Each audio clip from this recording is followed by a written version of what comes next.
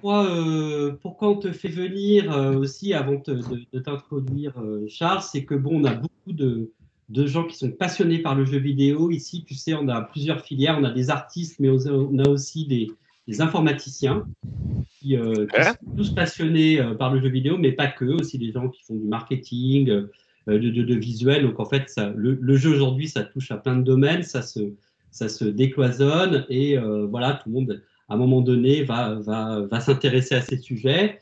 Aussi, alors ce qui n'est pas le cas de Bordeaux, mais nous, l'an prochain, on ouvre un master game design qui est une première. Et puis aussi, en informatique, un master game programming, c'est aussi une nouveauté pour PIC en tout cas. Et aussi une troisième année, parce que nous, on fonctionne sur un cycle bachelor 3 ans, plus après master 2 ans. Et aussi une spécialité game programming pour les informaticiens qui commencent en B3. Ok, ok, ok. Troisième année, donc il y a beaucoup de gens qui sont intéressés à ça. C'est vrai que c'est aussi une façon ludique d'apprendre l'informatique aujourd'hui. Je crois que peut-être un jour, l'informatique, on commencera par du jeu vidéo pour peut-être à l'avenir. Je sais que j'avais entendu parler que c'était très, très, très à la mode aux Pays-Bas, par exemple. En fait, les écoles d'informatique commencent par du jeu vidéo. Donc on y vient aussi petit à petit.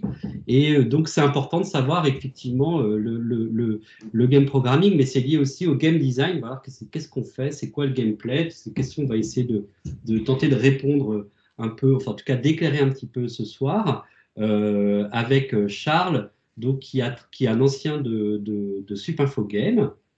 Et qui, depuis quand même un certain nombre d'années, en fait, tu as été chez Ubisoft Paris, donc à Montreuil, et tu as commencé tout de suite, j'ai vu beaucoup sur les Ghost Recon, la série, et en fait, c'est un projet qui a duré très longtemps.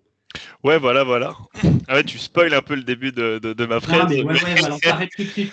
J'arrête tout de Non, suite. non, non, mais c'est voilà, globalement c'est ça. Donc Super Game et puis Ubisoft, toujours en game design.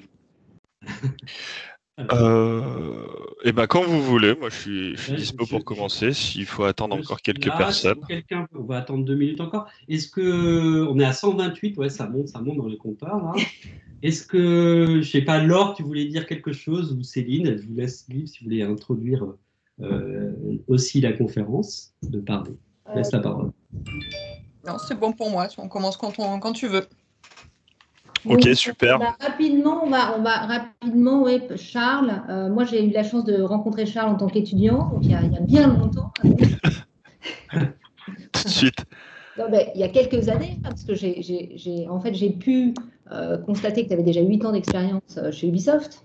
C'est Donc, ça. en fait, tu es chez Ubisoft depuis la sortie de l'école. Tout à fait, depuis Voilà. 2013. Voilà. Et en tant qu'ancienne directrice de l'école, j'ai gardé un excellent souvenir de ton travail et du travail qui a été réalisé à l'époque sur ACES, qui était déjà un très beau projet qui a marqué un petit peu l'histoire de Supinfo Game à l'époque. C'est gentil. Voilà, donc un très bon étudiant qui mène une carrière qui a l'air tout à fait honorable et j'ai hâte de t'écouter nous présenter ce que tu fais depuis 8 ans. Ok. Eh ben, je vais essayer d'être à la hauteur alors. Alors, je vais partager. Alors, est-ce que je peux. Oh là là, il ne faut pas que je me trompe parce que sinon je vais partager les choses interdites. Hop.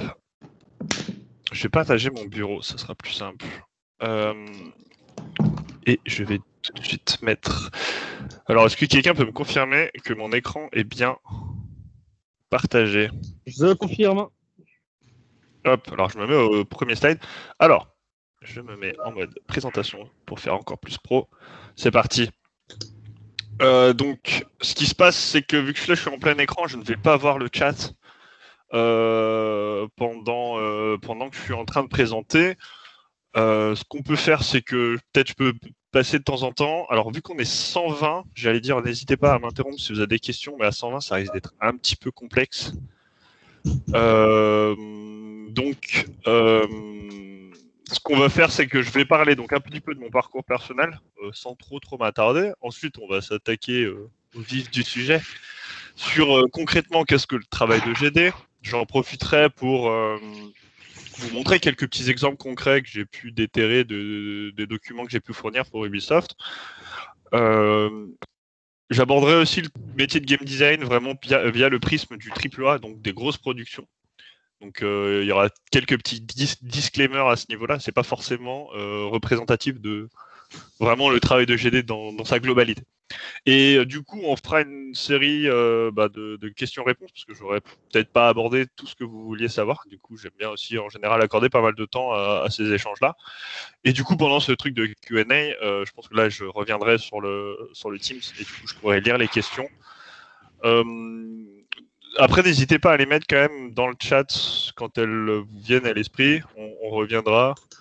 Je sais que sur Teams, le truc qui est pas mal, c'est qu'on peut mettre des petits pouces et des trucs comme ça. Donc, s'il y a une question qui vous plaît bien, mettez plein de pouces et j'aurai peut-être tendance à aller regarder les questions qui ont le plus d'attention. Donc, on va commencer rapidement mon parcours personnel. Donc, globalement, je fais un bac S sciences de l'ingénieur à l'époque. Alors maintenant, je sais plus du tout à quoi ça ressemble avec les changements de filière. Mais globalement, voilà, c'était des maths et des débuts de logique et d'électro dans un lycée complètement quelconque, d'une ville complètement quelconque. Et en fait, après, j'ai enchaîné par une année de maths sup qui s'est pas très très bien passé parce que je suis pas spécialement rentré dans le mood à fond maths, très abstrait, etc. Je me retrouvais pas du tout. Et c'est là où je me suis retourné sur qu'est-ce que j'avais vraiment envie de faire. Et le jeu vidéo me parlait pas mal. Et surtout pour pas ce côté passer dans l'envers du décor. Évidemment, j'aimais bien jouer, mais j'avais aussi envie de faire mes propres trucs, de voir comment ça marchait. Et donc là, je tombe sur Supinfo Game. Donc c'était une formation en 4 ans, une formation qui faisait du game design et un petit peu de gestion de production. Donc à l'époque, donc c'est en 4 ans. La dernière année sert à faire un projet perso, donc on est en équipe et pendant un an on consacre quasiment tout le temps scolaire, même extrascolaire, à développer un jeu. Et suite à ça, Ubisoft a l'habitude de passer à Supinfo Game. On passe des entretiens, ça se passe plutôt bien. Et du coup, je rentre à Ubisoft juste à la sortie de Supinfo Game, donc en juillet 2013. Et à partir de là, je vais bien m'installer tranquillement à Ubisoft et je vais faire un peu tout le parcours stagiaire. Je vais être recruté en game designer. Je vais passer associate lead game designer et maintenant je suis lead game designer. Donc je reviendrai aussi un petit peu sur qu'est-ce qu'on appelle lead game design, quelle est la petite différence par rapport à du game design classique. À Ubisoft, j'ai essentiellement, entièrement même, travaillé sur une seule licence qui est Ghost Recon. Et donc voilà, en 8 ans, donc 2 jeux. Ghost Recon Wildlands, en fait, je suis arrivé à Ubisoft au tout début du projet, où c'était vraiment encore une toute petite équipe. Et donc j'ai eu la chance de pouvoir faire toute la production et enchaîner avec l'épisode suivant, juste après dans la foulée. Concrètement, Ghost Recon Wildlands, pour ceux qui ne connaissent pas, je vous en voudrais pas, c'est un shooter tactique qui se passe en open world. Et en coopération. C'était vraiment les grandes intentions, c'était d'avoir ce côté un peu simulation de forces spéciales, liberté d'action dans un monde ouvert et jouable en coop. Donc ça, c'était les grandes intentions à partir desquelles a déroulé tout un tas de choses. Le jeu s'est plutôt bien vendu. Il n'a pas fait un gros éclat, mais il y a pas mal de gens qui ont accroché et qui ont joué tranquillement chez eux. Suite à ça, on a enchaîné avec Ghost Recon Breakpoint, qui est une suite. Donc on garde les mêmes intentions, des beaux mondes ouverts, toujours nos 4 forces spéciales. Et par-dessus, on essaie de rajouter à la fois une couche un peu survie et puis une couche un petit peu looter-shooter pour ceux qui connaissent, donc avec le principe qu'on peut retrouver dans certains RPG, des équipements qui ont des niveaux, qui te font monter en puissance, etc. Et puis on paye plein d'argent pour avoir des acteurs et essayer d'avoir une narration un peu plus soutenue. Donc ces 2 jeux, ça me prend à peu près 8 ans. Je reviendrai un peu plus tard sur le time frame de ces jeux, comment ça se passe, les différentes phases de production, combien de temps ça peut prendre. Donc ça, c'était mes jeux. Maintenant, concrètement, le game design, qu'est-ce que c'est ? Parce que travailler sur un jeu, Ghost Recon, c'est au maximum, on va dire, autour de plus de 500 personnes, en fait, on va dire, en comptant. Donc il y a beaucoup de choses à faire dessus. Et là-dedans, on était une 10-15 GD. Et qu'est-ce qu'on fait ? Qu'est-ce que fait un GD dans une production de jeux vidéo ? Alors GD pour game designer, je vais jamais dire game designer, j'ai pas l'habitude du coup. Concrètement, un game designer, c'est pas un graphiste. c'est pas un programmeur, c'est pas un animateur. Et là, vous vous dites, mais en fait, qu'est-ce qu'il fait, quoi? Quelle est cette imposture? Et donc concrètement, un game designer, il sert à définir les règles du jeu, les règles et les mécaniques du jeu, qu'on peut aussi appeler feature ou game systems. Il va partir des intentions créatives du directeur créatif, donc l'équivalent, on peut dire, du réalisateur d'un film. Donc c'est globalement le mec qui a, ou la dame d'ailleurs, pas de raison, qui est à la base de l'idée, qui a une idée très, on va dire, haut niveau du jeu. Si je reprends par exemple l'exemple de Ghost Recon, c'était vraiment ça, c'était, voilà, on veut faire un open world tactique en coop. Et en fait, à partir de là, le game designer, il est chargé de traduire ça en règle du jeu. C'est-à-dire, concrètement, qu'est-ce que va faire le joueur? Quelles vont être les actions qui seront disponibles pour lui? Quels vont être les challenges qu'on va lui opposer? Voilà, quel va être le déroulé d'une partie, comment il commence, etc. Il y a vraiment cette idée de partir de la vision créative et traduire ça en règles de jeu. Et donc ça, c'est une première partie. Et la deuxième partie du métier de game designer concrètement, parce que on pense souvent à cette première partie très créative, ouais, on invente des trucs, c'est super cool. Et la deuxième partie, c'est aussi chargé d'implémenter ces règles, ces mécaniques de jeu, et de les régler pour que ça soit le plus fun possible pour le joueur. Donc si je prends par exemple un exemple de jeu, typiquement Mario, que tout le monde connaît, Mario, le game designer va dire, le genre de règle qu'il peut dire, c'est ok, donc Mario, il a à disponibilité, ses actions, c'est il peut se déplacer, il peut courir, il peut faire un saut, il a 2 états quand il est grand, quand il est petit. S'il se fait toucher par une menace, eh ben, il devient petit. S'il se fait toucher quand il est petit, il a perdu. Et donc ça, c'est voilà, le genre de règles faites par un game designer. C'est pas de la programmation, parce que c'est pas forcément lui qui dit oh là là, je programme le déplacement. C'est pas un graphiste, c'est pas lui qui dit Mario, il va avoir une salopette bleue, rouge, bleue, etc. Il est vraiment il se centre sur l'interaction que va avoir le joueur avec le jeu. Et donc quand je dis, donc ça c'était la partie définir les règles, et la partie régler, c'est le game designer, il a passé des heures à trouver quelle va être la bonne vitesse de course de Mario, quelle va être la bonne hauteur du saut de Mario pour que ça soit amusant et que ça réponde au mieux au challenge qu'on veut lui offrir. Donc il y a toute une partie qui est très importante, qui va être vraiment de ce concept de régler ou d'équilibrer ces règles pour assurer la meilleure expérience possible. Donc a priori, en général, on veut que ce soit le plus fun possible pour le joueur, mais on peut aller aussi chercher un petit peu de frustration, lui faire rebuter sur certains aspects. Donc c'est extrêmement important aussi cette partie. Une chose importante qui est souvent mal comprise par les gens, un game designer, c'est pas un scénariste. Le game designer, c'est pas celui qui invente l'histoire du jeu. C'est pas forcément celui qui écrit les dialogues. Alors là, c'est particulièrement vrai dans le AAA où on a un peu plus des spécialisations. Effectivement, plus on va sur des productions petites, si on est 4 à faire le jeu, c'est peut-être le game designer qui fera le scénariste, mais c'est plus parce qu'il aura 2 casquettes que parce que le game designer écrit des choses. On est très mauvais scénariste. Personnellement, je suis détestable en scénario. C'est pas moi qui invente l'histoire, c'est pas moi qui invente même les noms des personnages et ce genre de trucs. Ça, c'est un autre métier qui s'appelle writer ou narrative designer à la rigueur, où lui, il va être entièrement chargé de tout ce qui va être l'aspect narratif d'un jeu et pas forcément les mécaniques de jeu ou l'interaction du joueur avec ce jeu. Concrètement, comment ça se passe? Alors là, c'est le déroulé, on va dire, très classique à Ubisoft. C'est globalement ce qui va se passer aussi dans toutes les grosses boîtes, hein, je pense à quelques exceptions près. Mais c'est donc le parcours ça part d'une idée un peu de la core team. Ce qui s'appelle la core team, c'est vraiment les directeurs de projet. Donc le creative director, le art director, etc. Tous ceux qui ont director. Ils ont donc une idée assez vague.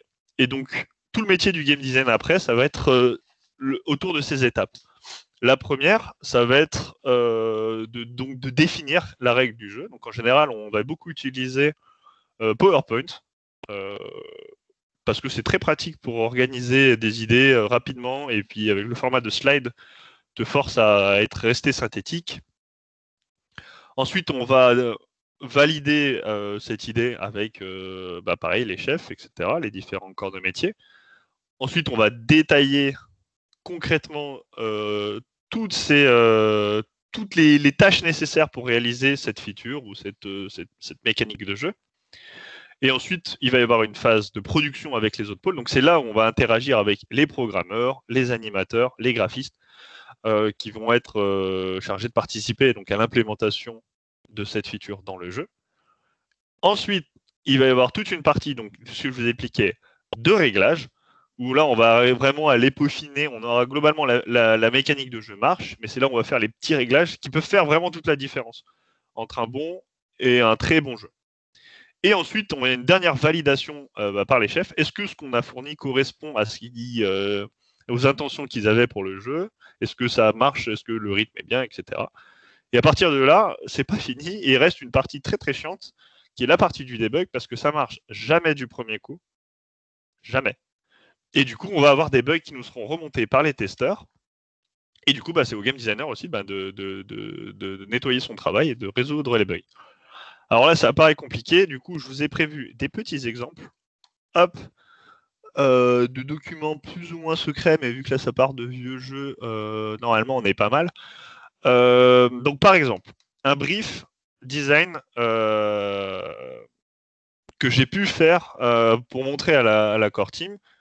L'idée, c'était d'avoir donc un ingrédient dans les camps. Ghost Recon, on est des soldats, on attaque des camps. Dans ces camps-là, il y a des méchants. Il y a des méchants soldats de base, mais on voulait rajouter un peu de variété dans le type d'affrontement qu'on pouvait offrir aux joueurs. Et parmi ces trucs-là, on avait dit que ça serait cool d'avoir des mortiers qui puissent attaquer le joueur, etc. Donc à partir de là, moi j'ai ce mandat. On me dit, Charles, il faut que tu trouves des mortiers pour aller challenger le joueur quand il va attaquer ses camps. Donc je vais pas vous faire pas vous faire tout le détail du PowerPoint, mais globalement, voilà, on va faire un petit PowerPoint qui résume les grandes intentions, qui résume quelques règles de design. Donc voilà comment marche la balistique du mortier. On veut qu'il y ait une explosion qui fasse à peu près 10 mètres. On veut pouvoir régler ces 10 mètres. Donc on fait un peu le résumé, on fait une liste de courses un peu. Voilà, il y a une zone au début, le mortier, il ne va pas être précis parce que s'il touche le joueur immédiatement, ça va être beaucoup trop dur. Donc au début, on s'arrange pour que le mortier rate toujours son premier shot. Là, il y a quelqu'un qui fait du bruit là. Ah, mieux. Donc voilà, on fait des résumés. Donc là, comme vous pouvez voir, c'est du PowerPoint, hein, c'est pas de la programmation, c'est pas des choses. On définit vraiment des règles du jeu. 10 secondes avant l'explosion, on veut un son qui préviendra le joueur. Donc on essaye de représenter quelle va être l'expérience du joueur quand il va se confronter à cette nouvelle mécanique de jeu. Alors ouais, déjà, en général, on essaye quand même de faire un minimum de schéma parce que souvent c'est le meilleur moyen pour représenter une idée, c'est de montrer un schéma. Et donc à partir de là, on peut aussi, donc ça c'est l'étape que je vous montrais, qui est, voilà, c'est tout mélangé, qui est donc le brief design. Et à partir de là, on va partir sur des trucs beaucoup plus ardus. On va faire des grandes listes de tâches. Et là, c'est vraiment la liste des courses de qu'est-ce qu'il nous faut pour faire cette feature. Et donc, alors là, c'est un autre exemple, mais là, on va vraiment faire un Excel bête et méchant. On va lister tous les besoins. Et c'est là où on va parler avec les autres corps de métier du jeu vidéo, notamment les artistes, les programmeurs surtout, et on va dire, voilà, je veux un truc, ça va être une histoire de flashbang, donc je veux le code de flashbang avec des requirements. Je veux avoir un FX spécial, donc là je vais demander à la team art d'avoir un FX qui correspond à une grenade de flashbang. Je veux un bruit de flashbang, donc là on fait une grande liste. Après on peut aussi mettre, oh là là je vais trop vite, on peut aussi mettre des priorités. Plus le chiffre est bas, plus c'est critique à avoir. Et après, il y a des choses où c'est plus, ça serait cool si on a le temps. On met en général des gens qui vont être le contact pour aller travailler, etc. Puis après, il y a des producteurs et des choses qui font des estimations de temps. Il faut savoir anticiper combien de temps ça va nous prendre pour faire toute cette histoire. Et du coup, donc voilà, ça c'est la tâche, l'étape du breakdown en tâches. Et après, il y a tout l'aspect réglage. Alors, l'aspect réglage, je peux un peu moins vous le montrer, parce qu'en général, c'est des choses qui vont se passer directement dans ce qu'on appelle un moteur de jeu, un game engine. Les plus connus, c'est par exemple Unity et Unreal Engine. Je ne sais pas si certains d'entre vous sont déjà essayé d'aller s'y frotter. C'est des gros logiciels assez complexes. Et c'est au sein de ces logiciels où on va mettre en commun tous les efforts de tous les différents pôles d'un jeu.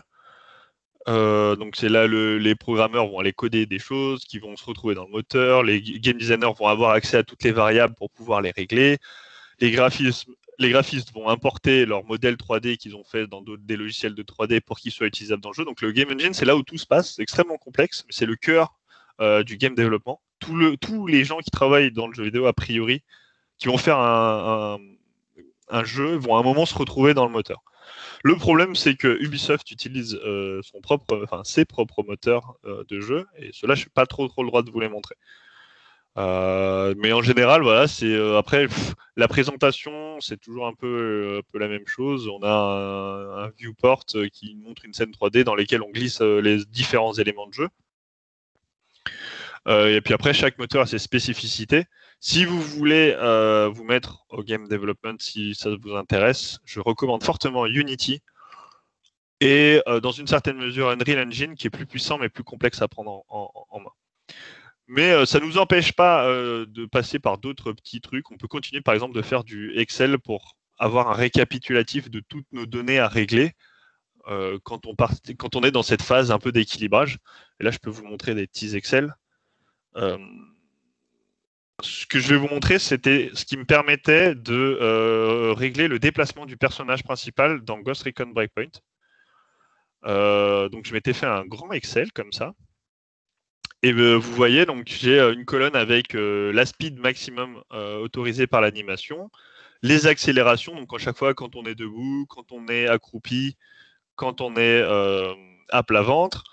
Ensuite, V0, V1, c'est plus en fonction des plages de mon corps, à quel point je bouge mon stick de manette. Donc 0 étant je ne touche pas le stick, 1 étant je vais pousser le stick au maximum. Et donc en fait à chaque fois je dis bon bah voilà, quand je suis à peu près là, j'aimerais avoir cette vitesse, etc.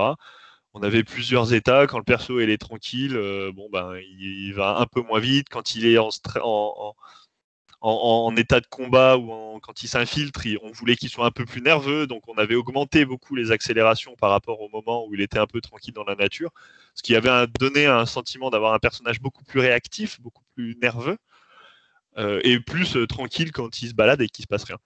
Donc voilà, ça c'est donc des tas de chiffres, et alors ce document, je l'ai modifié 1000 fois en fait. Et quand je dis 1000, je pense que je suis pas très loin de la vérité, à tester en disant ok, bon, bah, je mets 2,5. Ok, qu'est-ce que ça rend? Hop, je joue. Ah non, bah non, je vais plutôt tester 2,7. Ah ouais, c'est mieux. Ok, et hop, je passe à la suite. Donc ça, c'est un travail un peu d'orfèvre. Une fois qu'on a eu cette idée, donc là, c'est un truc hyper bateau. Hein, c'est vraiment du déplacement.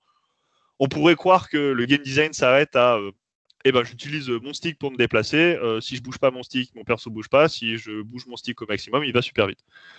Mais en fait, on se rend compte que sur le papier, c'est très simple, mais quand tu veux le faire bien, quand tu veux l'appliquer, tu te rends compte qu'il y a plein de petits cas particuliers où ça correspond pas tout le temps à ce que tu veux. Et donc, c'est là où cette phase de réglage et d'équilibrage rentre en compte. Bon, là, je vous ai sorti un truc aussi un peu impressionnant pour me la péter. Je vous avoue, c'est pas tout le temps aussi complexe que ça. Mais c'est un bel exemple de passer beaucoup de temps à faire à régler des choses. Hop. Ah, trop bien, ça reprend au bon endroit. Donc pour vous donner des petits exemples concrets, alors je ne sais pas si tout le monde a joué à Ghost Recon Wildlands, mais en tant que game designer, les tâches que j'ai pu faire sur des jeux, des exemples. Donc si je reprends Wildlands, ce que j'ai pu faire moi, donc ça m'a pris, c'est sûr, à peu près 4 ans et demi, hein, tout ça. Donc en phase de conception, je reviendrai plus, j'ai vraiment bricolé plein de choses. Là, on était sur une phase d'idées, donc j'ai vraiment un peu touché à plein de systèmes et de features différentes. Et en fait, après, je me suis concentré sur les camps. Et là, quand le joueur il est allé affronter des camps et des situations, de dire quelles vont être les activités possibles dans ces camps, donc quels vont être les objectifs de rentrer dans ces camps. Est-ce que c'est aller sauver un mec? Est-ce que c'est aller détruire des choses? Est-ce que c'est aller capturer des bonhommes et voler des voitures, etc. Donc ça, c'était ce qu'on appelait les activités. Après, je me suis aussi concentré sur designer tout ce qui peut aller être des petits ingrédients qu'on allait pouvoir après placer dans les camps, qui viendraient ajouter de la variété dans l'expérience du joueur. Parce qu'évidemment, si c'est 70 heures de toujours la même chose, le joueur se fatigue très vite. Donc, on avait designé des ingrédients, comme par exemple le mortar que je vous ai montré, qui était censé donc venir faire progresser le joueur, venir le challenger sur certains aspects, et qui nous permettait aussi après de gérer la difficulté des camps, de partir de qu'est-ce qu'un camp très simple, où on allait peut-être mettre que quelques adversaires et pas d'éléments néfastes, jusqu'à des camps très difficiles où là on combinait beaucoup de choses, il y avait des alarmes, des portes qui se fermaient, des mortiers, des trucs anti-aériens, etc. Et donc j'avais designé indépendamment chacun de ces petits ingrédients, en disant comment marche concrètement par exemple le mortier, bon bah il tire, etc. Et après j'ai aussi designé des guidelines, on va dire, pour gérer la difficulté de ces camps. Donc, c'était, par exemple, si je veux un camp facile, quel va être l'impact de mon mortier sur la difficulté d'un camp, qu'est-ce qui se passe si je combine les ingrédients, etc., pour donner des indications aux level designers. Et en phase de debug, j'ai aussi beaucoup travaillé sur l'IA des ennemis, et notamment donc sur la core loop, qui est donc la mécanique de jeu principale. Dans Ghost Recon, c'est rentrer dans un camp, repérer des ennemis, se battre contre les ennemis, survivre et aller dans le camp d'après. C'est cette loop de jeu. C'est quelque chose qui va se répéter tout au long du jeu, et la core loop, c'est la loop centrale. Et du coup, j'ai fait pas mal de choses sur l'IA, c'était plutôt vraiment là, régler des bugs. Donc c'était, l'IA, dans ce cas-là, elle ne m'a pas vu, ou elle ne m'a pas tiré dessus. Pourquoi ? Parce qu'il se passait ce problème, etc. Donc on règle. Sur Breakpoint, j'ai fait un autre aspect du jeu qu'on appelle les 3C, et qui est quelque chose d'assez important. Les 3C, c'est ce qu'on appelle caméra, caractère, contrôleur à Ubisoft, mais ça se généralise aussi ailleurs. Et là, c'est tout ce qui touche au personnage principal. Donc, caractère, ça va être qu'on considère comme ses actions possibles. Donc, qu'est-ce qu'il peut faire ? Il peut se déplacer, ok, il peut viser, est-ce qu'il peut tirer, est-ce qu'il peut sauter, est-ce qu'il peut... donc, quels sont les gadgets qu'il a, quelles sont les actions possibles. Contrôleur, c'est comment le joueur déclenche toutes ces actions avec la manette. Donc là aussi, ça paraît assez trivial de dire, j'appuie sur A pour sauter, j'appuie sur B pour recharger, etc. Mais en fait, il y a tout un tas de problématiques. Et c'est là où on se rend compte sur des jeux un peu complexes qu'il n'y a pas beaucoup de boutons sur une manette au final. Et il y a des moments où tu ne peux pas appuyer sur 2 boutons en même temps. Si par exemple on dit...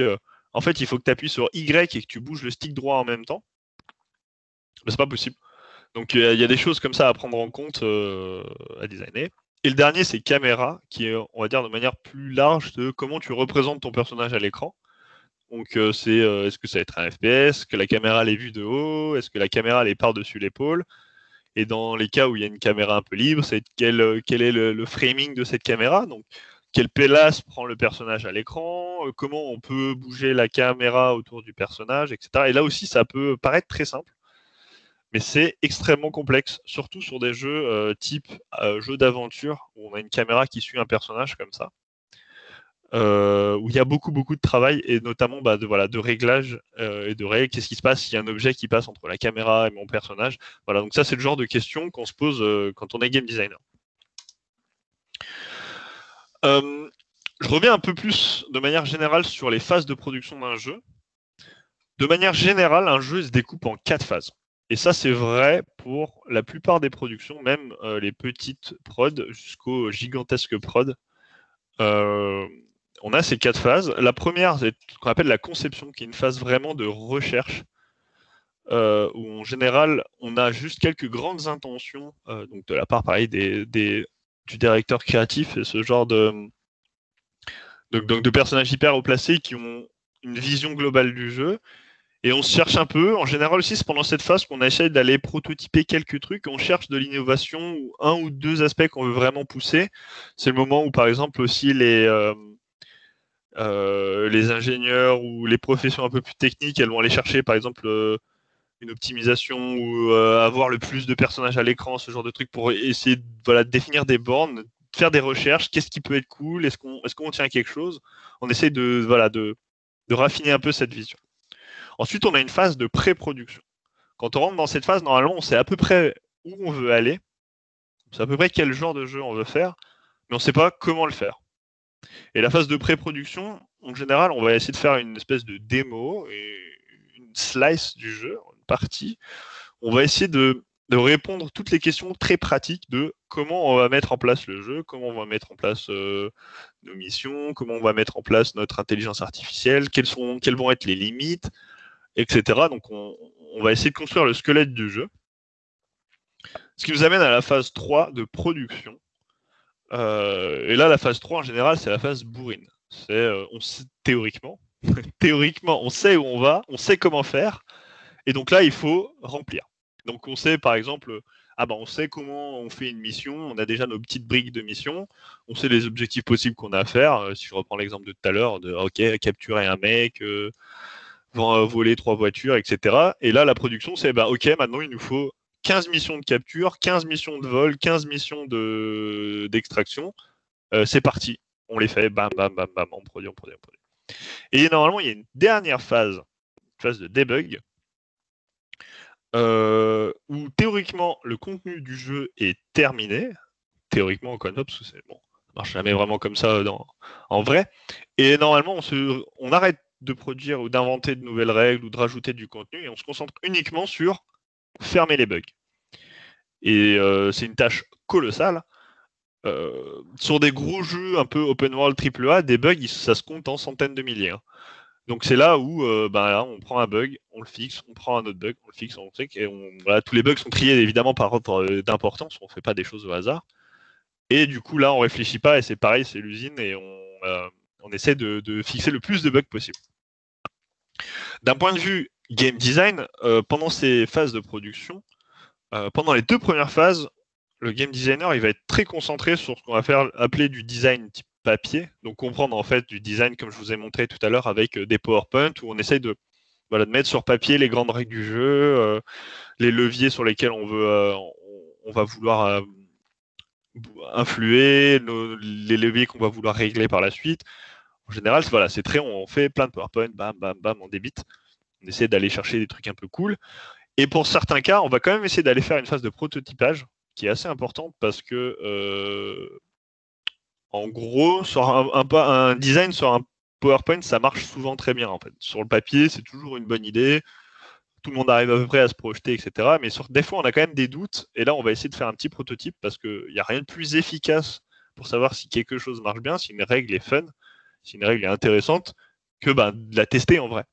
Donc, on va essayer d'aller faire des petits prototypes. En général, ils sont extrêmement simplifiés. On ne passe pas du tout de temps sur la forme que va prendre le prototype. Donc, c'est des trucs avec c'est des cubes qui bougent, c'est des cylindres, c'est des couleurs primaires dégueulasses. C'est du texte qui s'affiche à l'écran tout moche. Mais on est capable théoriquement de se projeter et d'arriver à anticiper, à voir comment ça va rendre quand tout sera bien et de tester également une mécanique très isolée, voir si ça marche ou pas. Pendant la phase de production, le game designer, il va juste, il va implémenter les trucs. Donc, il va surtout suivre le travail des programmeurs, des animateurs, des graphistes qui, eux, vont produire concrètement. Le game designer va s'arranger, s'occuper de voir si ça fonctionne avec le design qu'il avait fait, si ça match, s'il faut des petites modifications. Et il va passer le reste de son temps après à régler ces mécaniques. Parce qu'en général, le programmeur, si par exemple on lui demande de faire le saut de Mario, il va faire un truc, le personnage il saute, mais est-ce que c'est bien fait ou pas, ça il s'en fout. Lui, tu l'as dit, je veux que le personnage il aille dans l'air quand j'appuie sur A, t'appuies sur A, il va dans l'air. La vitesse à laquelle il doit monter, la vitesse à laquelle il retombe, la courbe du saut, lui, concrètement, il s'en fout. Enfin, il s'en fout pas, mais c'est pas lui qui va tout faire. Et pendant le debug, c'est pareil, le game designer, il résout ces bugs, parce que les bugs peuvent être dus à une faute dans du code, donc dans une ligne de code classique, mais ça peut être aussi dû à des réglages qui ont été faits n'importe comment, ou des trucs qui vont pas ensemble, ou des trucs qui peuvent pas fonctionner, ou classique, la collision de plusieurs mécaniques de jeu. J'en sais rien, si je reprends l'exemple de mon mortier, mais si j'ai mis un mortier, puis après, en fait, il y a un autre designer qui a fait un système de, j'en sais rien, d'hélicoptère qui patrouille, des fois, il y a des bugs, c'est le mortier, bam, il a tiré sur l'hélicoptère. On l'avait pas vu venir, et du coup, il faut trouver des solutions. Et il y a une vraie, pendant cette phase, c'est très important. Autant sur les premières, le game designer, il va falloir qu'il soit créatif, pas trop de limites. sur les étapes 3 et 4, là, on est plus sur vraiment un designer qui va être très solution orientée, efficacité de comment on peut résoudre les problèmes le plus rapidement possible. Parce que, mine de rien, quoi qu'on veuille, un jeu vidéo, tu n'as pas le temps infini. Tu ne peux pas toujours prendre ton temps. Tu as quand même des contraintes techniques je peux pas, la PlayStation, elle peut pas faire marcher autant de personnages à l'écran, donc il faut que tu trouves une solution. Elle peut pas afficher aussi loin quand tu vises avec ton sniper, donc pareil, il faut trouver une solution. Et puis des contraintes de temps, en fait, le jeu doit sortir bientôt, on n'a pas le temps de refaire le truc et ça prend 3 semaines, donc il faut trouver une feinte ou une manip, ou etc. pour arriver à résoudre ce truc-là. Si je prends des exemples concrets pour vous aider à vous situer un peu sur combien de temps dure une prod de jeux vidéo, si je prends l'exemple de Ghost Recon Wildlands, donc ce qu'on appelle une production AAA, gros budget, ça a pris un peu plus de, alors attendez, entre 4 et 5 ans à faire. Donc là, c'est, on va dire, une phase assez longue, une prod, on va dire, une durée confortable. Et donc voilà, on a à peu près 9 mois de conception, 1 an de pré-production. Ça peut paraître long, mais c'est super important. Et après, bon, là, on avait pris 2 ans de production, et puis on a fini un peu ric-rac, et on a eu que 8 mois de debug. Théoriquement, on aurait dû équilibrer un peu plus production et debug. Mais voilà, pour vous aider à vous situer un petit peu. Je prends l'exemple de Ghost Recon Breakpoint. Lui, il a été beaucoup plus court. Et en fait, on se rend compte que il a mis à peu près 2 ans et 7 mois. Ça pourrait paraître énorme, mais pour un jeu de ce calibre-là, des jeux AAA, gros trucs comme ça, open world, c'est extrêmement court. Et on a été vraiment court en temps. Ce qui peut expliquer aussi la raison pour laquelle il est beaucoup moins bien marché que son prédécesseur. Un des bons exemples, c'est cette conception qui a duré que 1 mois et qui a causé cette espèce de gloubi-boulga à la fin que dans le jeu, on avait l'impression que ça partait un peu dans tous les sens. C'est fait par Yubo en mode t'es une vraie personne. Allô ? Mais non, mais en fait, c'est en Oui. mode. En fait, en gros, tu dois. Ça a coupé. Bon, pardon, excuse-moi. Je viendrai peut-être à ta question, ta remarque juste après dans le chat. Désolé. Donc voilà, il n'y a pas de secret en fait. Il faut du temps pour faire des gros jeux. Et si on skip, on précipite sur une des phases, ça va causer problème en général. Maintenant, je vais revenir un peu plus en détail sur le AAA. Et donc, tous les jeux qui sont gros budget, grosses équipes. Et donc, la place un peu du game designer dans ces productions. Le truc, c'est que donc, grosse équipe, gros projet, grosse ambition. Et donc, forcément, en fait, ça va pousser à la spécialisation des postes. Et le game design n'y coupe pas. Et en fait, sur une production AAA, en général, un game designer, il va se focuser sur un aspect et il va vraiment traiter cet aspect-là particulier. Et ça a comme avantage en fait de pouvoir pousser l'aspect vraiment jusqu'au bout. Et du coup, mais c'est pas un game designer, il va pas faire dans une seule prod, c'est très rare. À la fois, je sais pas, des menus, de l'intelligence artificielle, les contrôles du personnage. En fait, c'est trop vaste. Et du coup, on préfère avoir des game designers qui vont vraiment se focus sur un seul aspect, mais du coup le faire à fond. L'autre aspect, c'est qu'il faut un gros effort de communication et de capacité à se projeter aussi très forte, parce que on est 500. Alors évidemment, le game designer ne parle pas à 500 personnes, mais de par la nature de son métier, le game designer, il invente des règles, donc il a besoin de parler régulièrement avec les programmeurs, il a besoin de parler avec les artistes, il ne peut pas tout faire tout seul. Donc il y a un gros effort à faire de communication, à la fois dans la forme sur être bien capable de présenter ses idées, présenter ses designs pour que tout le monde puisse bien comprendre, et après à la fois pour aller s'organiser avec les programmeurs, les sound designers, les fix artistes pour dire ah j'ai besoin de ça, est-ce que tu peux faire ça pour cette règle, cette mécanique de jeu, etc. Et une capacité à se projeter parce que évidemment c'est un travail d'équipe et on ne peut pas contrôler entièrement le contenu tout seul. Donc il faut être capable d'anticiper les besoins des autres, d'anticiper les développements des autres pour éviter de tout se mélanger. Donc il faut aussi une grosse capacité d'anticipation et d'être capable de voir ce que va donner le jeu avant qu'il soit là vraiment. Alors c'est aussi jamais complètement possible, mais on a vraiment besoin de ça. Donc je vous parlais de spécialisation et de petits poteaux. Alors là, je vous montre quelques images. À gauche, vous pouvez voir chaque petite ligne, là par exemple, c'est une caméra dans Ghost Recon Breakpoint, donc une caméra autour du joueur.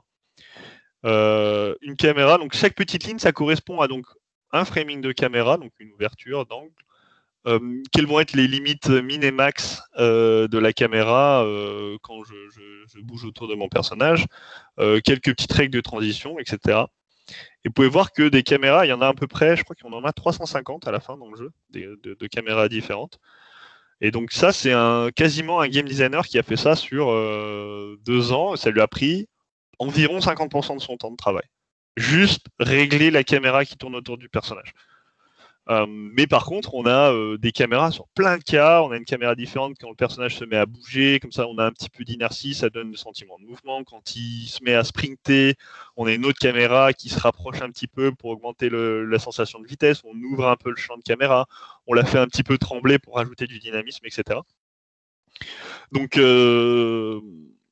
voilà, c'est beaucoup de temps, mais c'est vraiment, voilà, on va aller chercher les petits détails. Et pour ça, souvent, en fait, on va aussi construire ce qu'on appelle des zoos ou des gyms. Et en fait, ça va être des niveaux dans le jeu qui ne sont pas accessibles aux joueurs du tout, qui sont juste là, en fait, pour essayer de faire des espèces de laboratoires de tests pour les game designers. Donc là, ce que vous voyez aussi à l'écran, là, c'était au centre, c'est un truc pour régler la locomotion du personnage. Donc on avait fait des parcours de plus en plus précis pour voir si on était capable de contrôler efficacement le personnage sur vraiment des tout petits détails. À droite, on avait aussi tout un tas d'obstacles qui nous servaient pour faire tout ce qui était tester les franchissements ou tester les mises à l'abri. Donc dans le jeu, dans Ghost Recon, on peut se cacher, on peut se mettre à cover derrière tout un tas d'objets. Et donc on s'était fait nous-mêmes nos petits niveaux avec tous les cas possibles pour pouvoir tester directement juste ce truc-là hyper précis. Et ça, c'est quelque chose qui se fait énormément, notamment par les game designers, où on se met des espèces de trucs perso, des petits niveaux à nous, qui nous permettront d'expérimenter et justement d'aller vraiment chercher le détail dans les phases de réglage. Le AAA aussi, il y a une notion qui est assez importante derrière, c'est que quand on fait un gros jeu comme ça, un jeu AAA, on va faire un jeu grand public.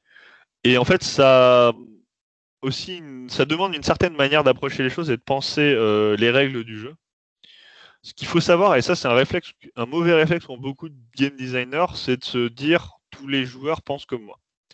Alors c'est faux parce que en fait un game designer il a naturellement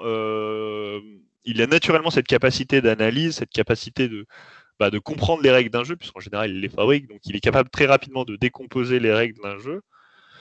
Et les joueurs, ils n'ont pas forcément cet aspect-là, donc on a très rapidement tendance à faire des jeux trop complexes. Et c'est là où le game design aussi, c'est une capacité à prendre du recul sur sa propre personne et son propre profil, et d'essayer de se mettre dans la peau des joueurs donc des joueurs lambda, des joueurs qui n'ont pas passé 2000 heures à régler l'Excel de navigation, et qui prennent le jeu comme ça, comme il vient. Et donc c'est là où il y a tout un tas de trucs, de questions à se poser en tant que game designer, à quel point je dois faire du complexe, à quel point je vais lui proposer plein de trucs d'un coup, qu'est-ce que le joueur il s'attend à avoir, quelles sont les bases, un peu les grands codes du genre. Ça c'est des choses qui sont assez importantes. Si je prends par exemple tous les jeux de voiture maintenant, on accélère avec la gâchette de droite. Donc ça c'est des codes qu'il faut comprendre, que les joueurs ont et s'attendent à retrouver. Et du coup, c'est là où on pèse le pour et le contre de où est-ce qu'on va chercher l'innovation versus lui faire un truc confortable à jouer qu'il connaît. Et donc là aussi, il y a tout un équilibre à avoir et à chercher, parce que si on chamboule absolument tout et qu'on fait un truc complètement improbable, ça peut marcher sur un petit jeu. Sur l'aspect grand public, ça va être très complexe, parce que les joueurs, ils vont vraiment être hyper perdus, ils vont pas forcément rentrer dans le jeu, ils vont pas comprendre si c'est vraiment trop profond, trop complexe, ils perdent leur habitude. Si d'un coup on accélère avec, j'en sais rien, Y, ils ont quelque chose qui se passe pas, et en général ils vont pas trop aimer. Donc c'est important d'arriver à faire cet effort comme ça de se mettre dans la peau du joueur, du joueur aussi, du joueur qu'on cible en fait. C'est de comprendre quel type de joueur on veut atteindre avec ce jeu et essayer de se mettre dans leur peau, quelles sont leurs attentes, qu'est-ce qu'ils ont envie d'avoir, et comprendre ça et puis du coup aller des fois le dépasser en disant là je sais qu'il s'attend à ça, je vais le surprendre en lui donnant ça à la place. Et là hop, comme ça j'ai ce sentiment d'innovation que j'ai pas le même jeu que tous les autres. Et le dernier point hyper important du game design, c'est de faire playtester. Playtester tout le temps, à n'importe quel moment des phases de création d'un jeu. Il faut toujours essayer de faire jouer ton jeu à d'autres. C'est le meilleur moyen justement d'avoir ce recul nécessaire que j'expliquais juste avant. C'est le meilleur moyen de se rendre compte si ça marche. Par contre, ça, c'est plus, on va dire, des petits tips techniques, on va dire, pour d'autres game designers, mais il faut pas non plus donner la manette à quelqu'un et puis partir. En général, quand on essaye de playtester, c'est avec un objectif en tête. Donc ça aussi, c'est un peu le travail du game designer de dire, je playtest, mais qu'est-ce que je veux savoir en faisant ce playtest? Et le dernier point aussi, c'est d'essayer d'avoir ce petit effort analytique de comprendre le retour des playtesters. Parce que c'est pas tout le temps. Il faut comprendre là où ils n'ont pas aimé ou là où il y a des points de friction, mais les solutions qu'ils apportent, c'est pas forcément les bonnes à chaque fois. Parce qu'ils n'ont pas forcément compris ils n'ont pas réussi forcément à mettre le doigt sur ce qui les dérangeait dans le jeu. Donc il y a aussi tout un effort analytique de comprendre ce qui marche et ce qui marche pas et pourquoi. Et ce qui permet d'avoir les solutions. Parce que c'est pas forcément le premier truc sur lequel ils vont buter qui est la cause de leur frustration. Donc il faut être capable de comprendre ça. Ça aussi, c'est une part importante de game design. À Ubisoft, on travaille avec des laboratoires de playtest, avec des gens qui sont entièrement chargés d'organiser ces tests et ils nous font des rapports réguliers. Donc on a invité par exemple 16 joueurs qui jouaient à des jeux de tir mais qui ne jouaient pas à des Ghost Recon. On les fait jouer à peut-être 5 missions en disant tiens, concentre-toi là. On leur pose des questions sur qu'est-ce que tu as pensé du mortier, etc., les genres de trucs. Et après, ils nous font un rapport, un retour, et en fonction de ce retour, on doit réfléchir à des solutions. C'est pas forcément le playtester il a dit le mortier il tire trop vite, qu'il faut absolument tout changer d'un coup. C'est comprendre pourquoi. Peut-être qu'il tirait trop vite, mais en fait c'est parce que le joueur il avait jamais l'occasion d'aller se cacher ou parce qu'on lui a mis en même temps il y avait trop d'ennemis, donc il n'arrivait pas à se concentrer sur le mortier, donc il avait toujours l'impression de se faire tirer dessus, mais c'était pas forcément la faute du mortier en lui-même, c'est plus la combinaison d'autres trucs. Donc il y a tout un travail de comprendre les retours des playtests et actionner les bons leviers en fonction. Et pour finir, je vais parler un peu plus du rôle de lead game designer parce que c'est une évolution possible à partir de game designer et c'est actuellement mon rôle. Ce qu'on appelle lead game designer, ça va être un game designer qui est en charge de l'équipe des game designers. Et du coup, paradoxalement, quand on est lead game designer, on va faire un petit peu moins de game design parce qu'en fait, on va passer plus de temps à faire du management de l'équipe et de la gestion de projet un petit peu. C'est-à-dire, on va assigner un peu les tâches dans l'équipe de game design. On va essayer d'organiser son équipe en différents pôles pour pouvoir traiter un peu tous les aspects du jeu. Mais on va moins faire tout ce processus de je fais un design doc très précis d'une feature, je passe beaucoup de temps à aller équilibrer cette feature. On va rester un peu plus haut, on va moins rentrer dans le détail, parce qu'on va avoir besoin de cette vue d'ensemble. Et donc, pour être capable de bien répartir les tâches et les commandes, on va dire, de l'équipe créative, il faut comprendre la place de chaque feature au sein de tout le jeu, être capable de faire les bons arbitrages, parce que si à chaque fois on dit mais ça, et ça doit être le cœur du jeu, en fait on se retrouve, on se perd. Donc il y a tout un aspect d'arbitrage de choix, et ce qu'on appelle le ROI, le Return on Investment, pour dire quelles vont être les features les plus impactantes, sur quoi on veut mettre l'accent, sur quoi on veut mettre les projecteurs sur notre jeu, qu'est-ce qu'on va mettre en avant, etc. Ce qui veut nous dire, ok, dans ce cas, on peut permettre de passer plus de temps sur ça, etc. Donc on va avoir, par exemple, si je reprends le mortier, toujours, mon petit fil rouge de cette presse, le rôle de lead, là-dedans, il va réfléchir, il va se dire, ok, est-ce que c'est vraiment une core feature, dans le sens que je veux vraiment que ce soit le mortier sur la jaquette du jeu, que ça va être le truc central sur lequel le joueur va le plus interagir après? Peut-être pas. Dans quel contexte on va l'utiliser? Est-ce que c'est quelque chose que le joueur il va rencontrer très souvent? En tout cas, ça vaut peut-être le coup de le faire bien, ou c'est juste un truc un peu sur le côté? combien de temps on a de dispo sur le planning pour pousser cette feature. Est-ce qu'on peut vraiment, est-ce qu'on doit l'avoir ou est-ce qu'en fait éventuellement on peut s'en passer, etc. Donc ça, c'est des questions que le lead doit se poser et après transmettre à ses équipes, bien communiquer à ses équipes. Et du coup, c'est là où le lead il prend beaucoup de temps pour garder cette vision globale. Là où après, le game designer, lui, il va prendre ce truc, il va prendre ces infos et il va aller fouiller très précisément cet aspect-là, cette feature-là. Mais du coup, le rôle de lead, c'est aussi passer pas mal de temps avec faire des grandes feature lists, donc la liste de toutes les choses à designer, toutes les règles du jeu d'un jeu. Et partir de là, définir quelles sont les plus prioritaires, quelles sont les plus importantes, combien de temps il faut faire, il faudrait prendre aux différents corps de métier pour pour construire ces features, etc. Et du coup, après, et en fonction de ça, prendre des choix. Est-ce que on fait vraiment cette nouvelle feature qui nous permettrait de rajouter un peu de variété, ou alors est-ce que on prend ce temps-là, on le considère plus pour régler des bugs, est-ce qu'on le considère plus pour améliorer une feature qui est déjà existante, est-ce que en fait le game designer à qui j'avais donné cette feature, en fait il n'est pas parti en vacances, etc. Donc il y a tout un tas de questions très managériales, très gestion de production, qui ne sont plus vraiment du GD. Donc c'est une évolution possible de game designer qui va passer sur plus chef d'équipe. Et du coup, en général, c'est pas forcément le meilleur game designer qui va passer lead, c'est plus un game designer qui va être capable de gérer cet aspect organisationnel, plus que vraiment très très créatif réglage. Voilà, alors j'arrive un peu à la fin de cette presse, j'ai un peu débordé. Donc voilà, c'était un peu une expérience, mon expérience perso, les grandes étapes. Donc on va pouvoir passer à la phase de questions-réponses.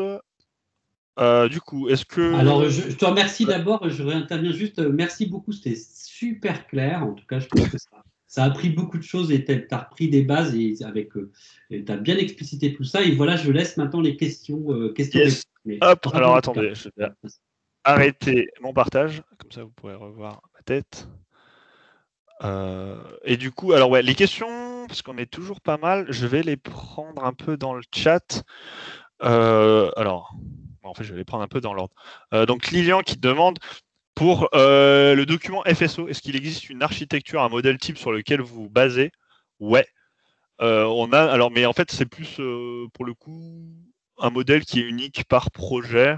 Et en fait, on se base dessus parce que ça va plus vite d'en faire plein. On a un peu des feignasses de recommencer à chaque fois, mais en général, c'est assez simple. Ça va vraiment être un titre de feature sur lequel on peut se retrouver, une petite description et à quel autre pôle de développement on va s'adresser, quoi. Après, il y en a qui vont vraiment plus dans les détails et puis en général, on remet une priorité. Mais il n'y a pas forcément besoin de beaucoup plus d'infos. Maël qui demande, c'est chaud de passer de Game Engine à Game Engine si on change de projet. Oui et non. Globalement, c'est toujours un peu la même logique, on va dire, hein, d'un point de vue haut niveau. En général, tu as des objets, les objets, ils ont des components qui leur servent de faire de règles. Tu rajoutes des lights. Il y a quand même des grandes philosophies qui restent un peu communes. Après, là où ça va différencier, c'est plus vraiment sur les petits détails de trucs. Donc ça peut prendre un peu de temps pour vraiment connaître toutes les finesses d'un moteur. Mais un bon game dev, en général, il va arriver à switcher. Si tu veux, c'est un peu comme passer du français à l'espagnol. Tu vois, tu as des bases communes. Il y a des choses, c'est à peu près la même chose, mais ça a un nom différent, où tu dis, ah oui, en fait, vous appelez ça, je sais pas, Game World et pas World Map, tu vois. Et après, il y a des trucs, pour le coup, c'est un peu complètement différent, et ça, tu vas devoir les réapprendre. Mais je dis pas que si tu en as fait un, tu les as tous faits, mais ça va suivre en général la même logique. En tout cas, les grands moteurs classiques actuels, c'est comme ça. C'est quoi la tâche règle qui t'a donné le plus de difficultés et quels sont les conseils sinon on se retrouve dans ce genre de cas? Ça, c'est une question assez complexe. La règle du jeu qui m'a donné le plus de difficultés, en général, c'est pas forcément des règles, c'est des des combinaisons en fait. C'est quand tu t'as fait plein de petits éléments et en fait tu les mets tous ensemble et là ça fait un énorme merdier. Notamment sur Ghost Recon Wildlands, par exemple sur l'intelligence artificielle, on avait plein de règles qui marchaient, genre un mec te voit et te tire, en fait les voitures, s'ils voient du combat, les mecs qui s'arrêtent en voiture. En fait on avait plein de trucs qui tournaient un peu de manière autonome et quand on a fait les mix de tout ça, c'était vraiment hyper complexe parce qu'en fait on perdait le contrôle, il y avait trop de trucs autonomes et on perdait le contrôle de nos situations. En fait, il se passait des trucs qu'on n'avait pas forcément prévus, sur des timings qu'on n'arrivait pas vraiment à gérer. Donc là, c'était vraiment complexe de se dire. Et en fait, c'était trop tard pour vraiment arriver à remettre je sais pas, tu vois, par exemple, du script pour contrôler ces systèmes de jeu, systèmes de trafic, systèmes de combat. Et donc, c'est en fait, là où ça devient vraiment complexe, c'est quand tu combines. Quand tu combines les trucs, parce que forcément, les possibilités se multiplient. Et donc, dans ce genre de cas, il faut arriver à s'arrêter à un moment de rajouter des trucs et se poser la question de qu'est-ce qui est vraiment nécessaire et de repartir de là en fait. Et de voir, en fait, je pense que souvent on a tendance à vouloir trop en faire, et moi le premier, et après tu te perds, tu te noies dans ton truc. Et du coup, les conseils en général, c'est de se concentrer sur c'est quoi la core expérience, le centre du jeu.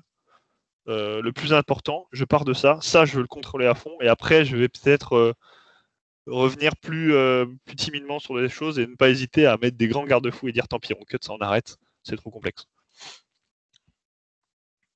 Est-ce que tu as touché... Ouais, non, je pense que j'aurai le temps de répondre à la question. Est-ce que tu as touché à la partie la plus progression, complétion du jeu, genre comment gérer la progression, le level up, etc. Personnellement, pas trop. C'était plus d'autres gens qui faisaient ça. Je sais que ça, c'est à base aussi de gros Excel et de grosses formules de simulation. L'idée, c'est d'essayer d'arriver à savoir se poser la question de quelle courbe, quelle rythmique on veut donner aux joueurs sur le long terme. Et ça, c'est assez complexe parce qu'en général, il y a aussi pareil, il faut arriver à se projeter. Et là où moi, ma spécialité, c'est plus vraiment les trois, c'est donc l'expérience moment to moment. Et le problème avec la progression et la complexion du jeu qui rend le truc assez complexe, c'est que c'est difficile à tester comme ça en fait. Tu vois, si je reprends l'exemple de Mario sur le saut, Mario, j'appuie sur play, je teste mon saut, je fais ah non, c'était pas bien, tu vois, je mets 3 à la place de 5 et je reteste instantanément. Sur la progression long terme, tu vois, c'est dur de se mettre, ok, je dois me simuler un joueur qui va jouer 60 heures au jeu, tu vois. Et du coup, ça à playtester, c'est carrément plus dur. Et donc, il faut être vachement plus arriver à faire à plus se projeter sur des docs, faire des simulations, trucs. Et donc ça, c'est assez complexe. J'ai pas hyper de bossé dessus, donc j'ai pas forcément des petits tricks là-dessus. Ce qu'il faut se dire aussi, c'est que sur des jeux comme ça, il y a forcément des mecs qui vont torcher ton contenu en 48 heures. Et tu sais pas comment, mais il y a des mecs qui vont défoncer le contenu de ton jeu. Et donc c'est là aussi la question de pour qui tu fais le jeu se pose. Est-ce que tu cherches vraiment les acharnés, et dans ce cas, il va falloir faire des trucs super long terme, ou est-ce que tu cherches plus des joueurs occasionnels qui vont mettre 1 heure, 2 heures par semaine, et pas plus?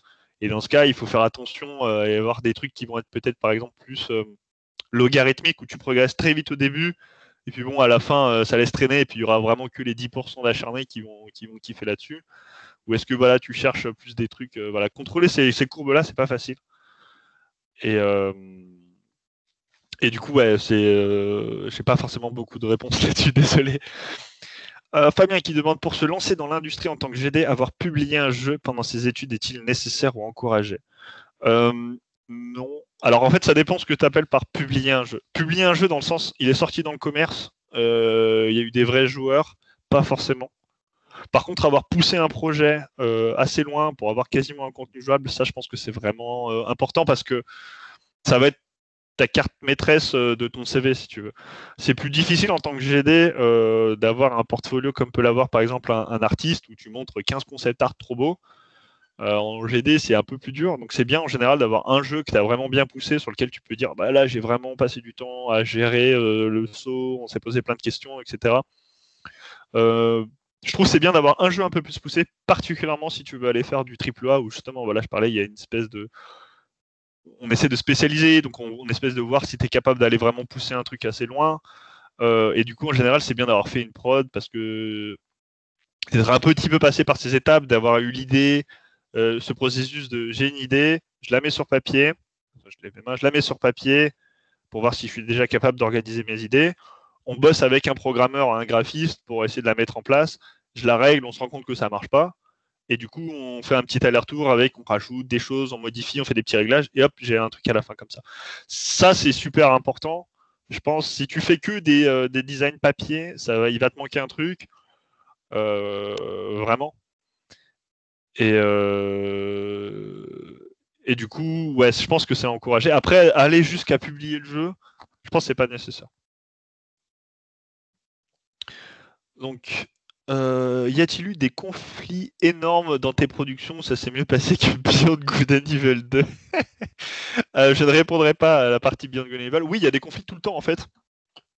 Parce qu'en fait, le développement n'est pas un long fleuve tranquille, donc on se rend compte toujours que et ça peut venir de plein d'aspects en fait.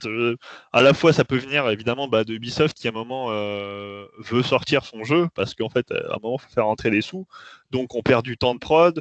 Mais ça peut aussi venir de, en fait, on s'était pas rendu compte, mais il y a un problème technique qui nous force à remettre en cause un gros aspect du truc.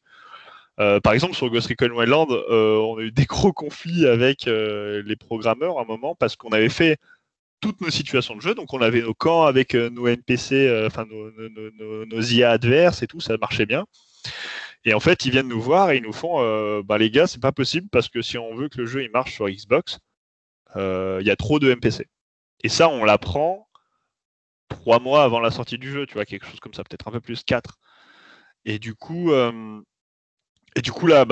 gros bordel, qu'est-ce qu'on fait est-ce qu'on prend le risque de demander aux programmeurs d'essayer d'optimiser le truc pour essayer de garder le nombre de NPC et du coup, en fait, on s'engueule. Et en fait, au final, on est obligé de nous refaire une passe. On est repassé par les 400 camps du jeu en disant, genre, avec une petite truc qui disait, genre, on avait une espèce de carte radar qui nous disait là où il y avait trop d'AI et du coup, la Xbox, elle ramait et puis du coup, on a enlevé des trucs. Donc, c'est ce genre de conflit, il y en a tout le temps. Des fois, ça se passe bien, des fois, on trouve une solution marrante, des fois, on arrive à négocier des délais, et puis des fois, ça se passe pas hyper bien. Et c'est là aussi où il faut faire cet effort de trouver des petites solutions, en fait, d'essayer d'être un peu malin dans les solutions.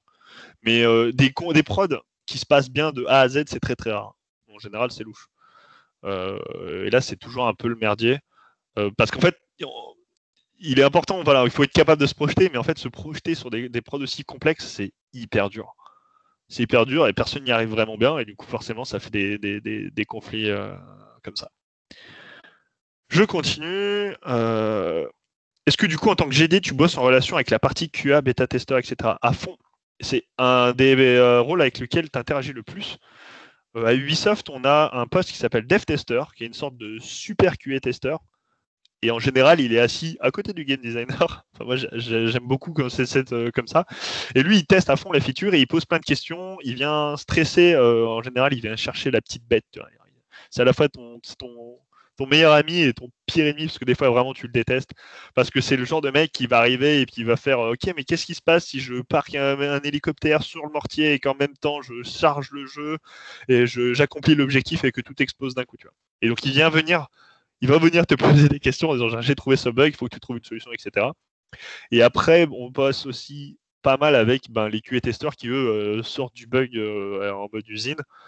Et là, on a moins de contact, on va dire, day to day, parce qu'en général, on va plus aller leur demander des précisions sur les bugs qu'ils ont dit, parce que le process, c'est donc le testeur, il joue.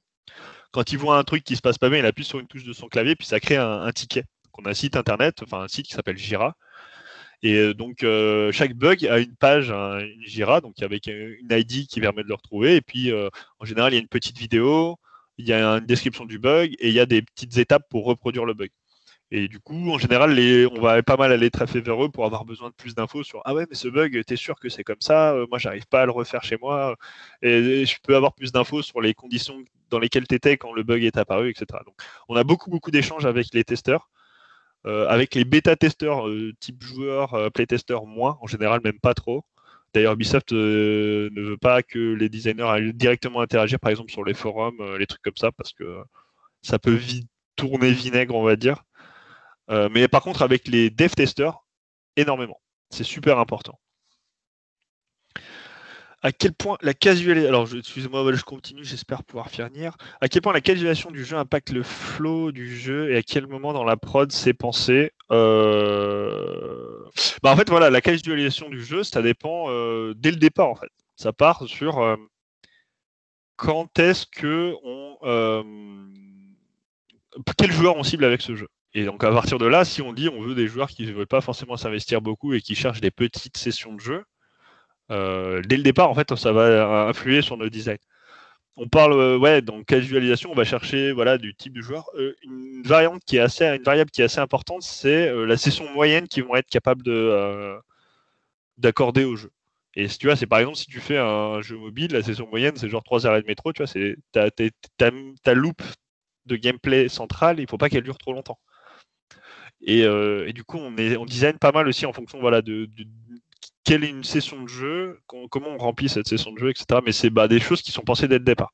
Tu veux faire un truc hyper hardcore pour un public cible très précis, si tu penses pas dès le départ... Il faut que tes règles de jeu s'adaptent à ta cible, c'est hyper important. Après, tu peux aller essayer d'aller chercher d'autres gens, tu vois. En général, tu définis une core audience qui sont vraiment ta cible de jeu, et puis tu peux dire genre attends, est-ce que j'essaye pas de ramener d'autres joueurs un peu plus, par exemple, je sais pas, j'ai un jeu un peu casu, mais je fais des mécaniques late game très très longues pour si jamais il y a des mecs qui veulent rester un peu longtemps, tu vois, genre on essaie d'adapter un petit peu. L'erreur, c'est de vouloir faire un jeu qui marche chez tout le monde. Et ça, c'est très très dur. En général, tu vas te perdre, tu vas vouloir trop en faire, et en fait, à vouloir plaire à tout le monde, tu vas plaire à personne. Donc, c'est l'équilibre à trouver. Ou alors, t'es Rockstar et tu mets 500 millions dans GTA V et puis ça marche. Mais bon. Hop, tu dis grand public, mais Ghost Recon est un jeu considéré comme jeu de 18+. Comment tu gères cet équilibre de gameplay pour que ça reste jouable et peut-être aspect mature? Ouais, voilà. En fait, ça, c'est un exemple. Effectivement, c'est peut-être un abus de langage de ma part de dire grand public. En fait, après, dans le sens où AAA, c'est Ghost Recon, on vise quand même de l'ordre de entre 10 et 15 millions de joueurs. Donc, en fait, à partir de là, on parle de grand public. Mais effectivement, la core audience de Ghost Recon, c'était les amateurs de shooters. Et c'était d'ailleurs même les amateurs de shooters qui veulent avoir l'impression de faire du shooter tactique réaliste, mais en fait qui n'aiment pas ça. C'est ce qu'on appelait, on avait défini ça comme le tactical. C'était genre, on veut faire que ça soit genre un peu, tu sois un peu malin et que tu aies genre l'impression d'être une force spéciale, mais sans avoir tous les aspects un peu chiants d'un jeu qui serait pure simulation. Après, le 18+, il vient de la régulation PEGI qui est très très stricte dans le jeu vidéo. Et en fait, à partir du moment où c'est de la violence qui n'est pas cartoon, donc c'est-à-dire je tire avec un pistolet, c'est des 16+, direct. Et à partir du moment où il y a du sang et que c'est des thèmes matures, genre de la drogue, parce que donc le premier Ghost Recon par exemple, c'est on se bat contre les cartels de drogue, c'est 18+, direct. Donc, mais après oui, voilà, l'idée c'était pas de faire un jeu pour les gens qui n'ont jamais joué à un jeu vidéo. Ça restait grand public, les joueurs classiques. Mais en fait, on considère grand public parce qu'on va vraiment chercher plusieurs millions. On n'est pas ce qu'on appelle un jeu de niche, comme peut l'être, j'en sais rien moi, Euro Truck Simulator, où on va vraiment chercher les mecs qui sont fans de camions et de simulations réalistes, qui du coup ne représentent pas 15 millions de joueurs en fait. Hop, je descends. Combien coûte la phase de concept et de pré-production à la société? Alors ça c'est dur à dire parce que j'ai pas les détails des budgets. Ce qui se passe en général, c'est que ces phases, il y a beaucoup moins de gens impliqués dedans. Si je prends par exemple la conception de Ghost Recon Wildland, c'était 30 à 40 personnes, tu vois, pas plus. Donc en général, c'est des profils qui sont plus seniors, qui sont bien qualifiés, qui sont très efficaces, donc forcément ils coûtent un peu plus cher. Mais du coup, 1 an de conception, ça te coûte beaucoup moins cher que 1 an de prod, où en fait, tu as 30 graphistes, 15 animateurs, 50 GPP, 200 testeurs qui bossent dur. Donc c'est là où moi, j'ai pas les clés des budgets. Ça, c'est vraiment des choses plus d'associés de producteurs même qui allouent les budgets. Moi, je fonctionne plus en termes d'un point de vue lead game designer, en plus en termes de temps que j'ai de dispo. Parce que l'aspect payer les gars, en fait, moi, je m'en fous. Finalement, c'est pas forcément directement mes concerns. Ça va vraiment être combien de temps on a pour faire ce truc-là et combien de gens on a. Et donc, c'est en fonction de ça que tu fais tes arbitrages. Mais après, j'ai pas forcément de chiffres à donner, puis ça dépend du budget, est-ce que voilà, tu as une rallonge, etc. Donc ça, j'ai vraiment moins d'infos, je veux pas dire de conneries. Je continue. Pourquoi Breakpoint a eu moins de temps en termes de développement? Ça a été un choix de stratégie à l'échelle d'Ubisoft. Là, pareil, j'ai pas forcément beaucoup de choses à dire là-dessus.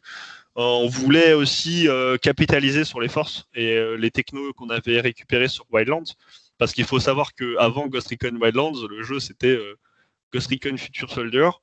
C'était pas un open world, c'était pas le même moteur de jeu, c'était pas du tout la même structure. Donc il y a eu aussi une grosse phase sur Wildlands qui était qu'est-ce qu'on fait globalement.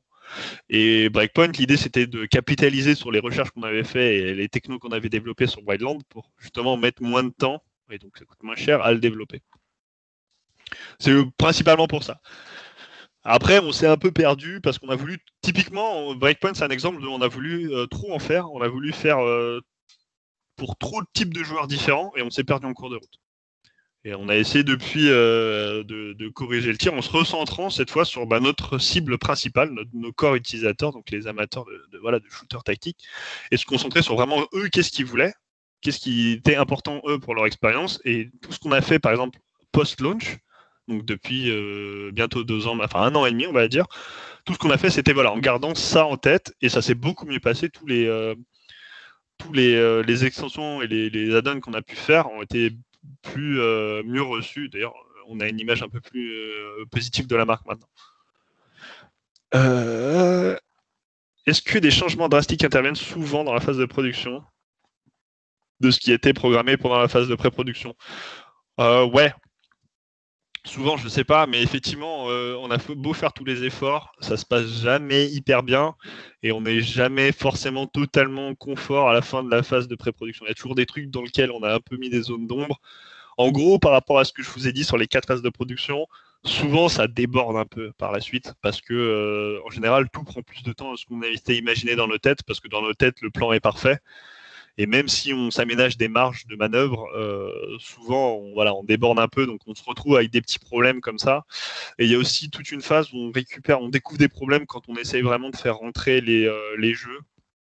Et ça, c'est un point de vue très technique quand on essaie de faire rentrer les jeux dans les consoles. Souvent, le problème, c'est pas d'arriver à faire un jeu qui soit suffisamment joli, par exemple pour de la PS4. C'est souvent comment on va réussir à faire rentrer, ça marche. Et c'est là où on est obligé de faire des sacrifices et des concessions parce que les consoles sont bien inférieures à ce qu'on est capable de faire en fait. Ce qu'il faut se dire, c'est que les moteurs de jeu actuels sont capables de faire des rendus qui sont beaucoup plus jolis que ce qu'on peut avoir sur les jeux de maintenant. Mais le problème, c'est que les consoles sont limitées d'un point de vue hardware. Et du coup, c'est là où on découvre peut-être des fois des problèmes qu'on n'avait pas forcément anticipés. Alors, qu'est-ce qui amène un studio à mentir sur le trailer d'un jeu comme par exemple Watch Dogs avec le débat qu'il y a eu sur les internets à cause d'une flaque d'eau qui manquait encore En fait, ce qu'il faut savoir, c'est qu'à un moment où sort le trailer, le jeu n'est pas fini, il est loin d'être terminé. Et même graphiquement, en fait, en général, un jeu est dégueulasse jusqu'à quelques mois avant sa sortie. Parce qu'en fait, tout le monde bosse et puis à un moment, il faut mettre en commun, mais tant qu'on n'a pas fait cette mise en commun, on n'en sait rien. Et typiquement, Watch Dogs aussi, ils se sont fait feinter par les nouvelles consoles qui n'étaient pas à la hauteur de ce qu'on avait attendu. Après, il y a aussi un moment où, en fait, quand on fait cette démo, quand on annonce le jeu, et surtout quand on l'annonce beaucoup à l'avance, on a une idée en tête du jeu. Et en fait, par exemple, on se rend compte que ces idées, elles marchent pas si bien quand on le met concrètement dans les mains des joueurs. On se rend compte que, en fait, on n'est pas forcément capable on n'a pas le temps pour produire autant d'un coup. Donc, on se retrouve avec des choses qui montrent un aspect un peu comment dire. C'est vraiment ce que l'équipe aurait voulu, mais en fait, au final, on n'arrive pas. Et c'est pas une stratégie de dire on monte trop beau pour faire des préventes. En général, c'est souvent des vœux pieux. En fait, les studios, ils ont voulu vraiment faire ce truc-là. C'est le rendu qu'ils cherchent à atteindre. Sauf que, en fait, quand on scale, parce qu'un trailer, c'est un tout petit bout, et quand on scale ce petit bout sur un grand jeu, et ben ça rentre pas, on a des problèmes, ça prend trop de temps, donc on est obligé de faire des concessions. Et donc là-dessus, c'est pas forcément des mensonges, c'est plus genre, on n'a pas forcément réussi. Et c'est pas si simple que ça. Et le truc, c'est que si on montrait vraiment l'état d'un jeu au moment où on l'annonce, les gens y croiraient pas. Alors ça, c'est mon avis personnel, c'est plus... En fait, un jeu, c'est vraiment infâme à regarder et à jouer. C'est buggé de partout. Il y a plein de choses qui manquent. La moitié des persos, c'est des voix robots. Les mecs, ils sont tous en animation typose comme ça. Et donc ça dure pendant très longtemps. C'est buggé, il y a des bugs, des glitches graphiques partout. Et il a le résultat final que tu vois quand tu as dans la catégorie du jeu. Il apparaît comme ça sur les 4 derniers mois, tu vois. 5 derniers mois. Donc c'est toujours un peu dur. Pour ce qui est des crash serveurs, ça j'en sais rien.